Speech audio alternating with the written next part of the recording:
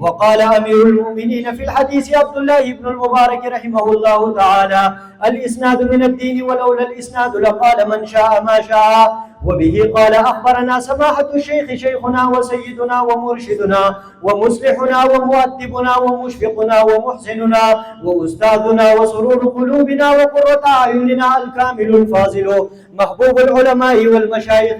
الحبيب الأمين الخطيب الشهير المصنف الكبير شيخ الحديث مولانا عبد القيوم حقاني حفظكم الله تعالى ودامت بركاتهم العالية ومدت فيوزكم الغالية وأطال الله عمركم بالصحة والعافية وبارك لكم في علومكم وأعمالكم ونفعنا الله بكم ومد ذلكم علينا بالأمن والإيمان والسلامة والإسلام وتقبل الله جهدكم وسعيكم لدينه وجعلكم منارا لهداية العالمين مباركا أينما كنتم وجزاكم الله عنا أحسن ما جزاء أحدا بما أنتم أهله على تعليمكم وتربيتكم إيانا وعلى بذلكم أوقاتكم الذهبية لنا مع كثرة أشغالكم وعلى شفقتكم علينا مع تقصيرنا وغفلتنا في رعاية مقتضياتكم وأداء حقوقكم وجعلنا قرة أعينكم وممن سلك على نهجكم وشد الله بنا أزركم وأشركنا في أمركم كي نسبح الله كثيرا ونذكره كثيرا.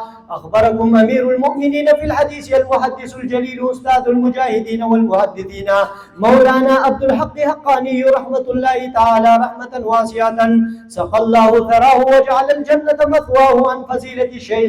شيخ الإسلام والمسلمين شيخ العرب والعجم زين الملة والدين حسين أحمد المدني رحمه الله تعالى. ها وأخبرنا فضيلة شيخ المفتي الفاضل شيخ الحديث أبو حسان عبد الصبور حفظه الله تعالى عن الشيخ الإسلام والمسلمين العلامة الفقيه مفتي محمد تقي العثماني حفظه الله تعالى قال: حدثنا الشيخ المجاهد الكبير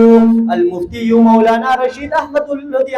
قدس سره وهو عن فضيلة شيخ الإسلام والمسلمين شيخ العرب والعجم زين الملة والدين حسين أحمد المدني رحمه الله تعالى عن فضيلة شيخ الهند محمود الدهري محمود حسن الديوبندي رحمه الله تعالى عن الشيخين الجليلين الكريمين عن الشيخ العلامة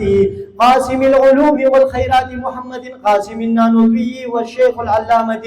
فقيه العصر رشيد أحمد الغنبوي رحمهم الله تعالى وهما يرويانه عن العارف بالله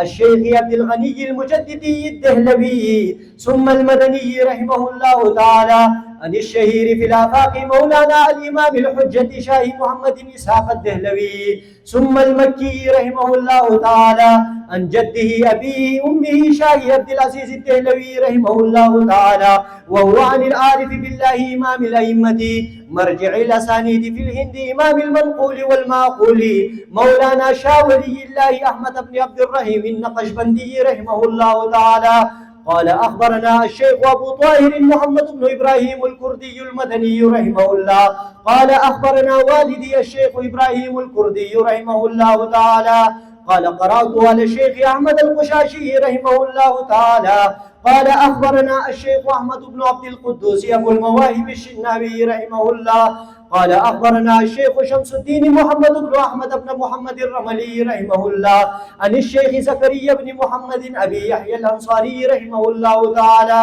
قال: قرأت على الشيخ الحافظ الحجة أبي الفضل شهاب الدين أحمد بن علي بن الحجر الأسقلاني المصري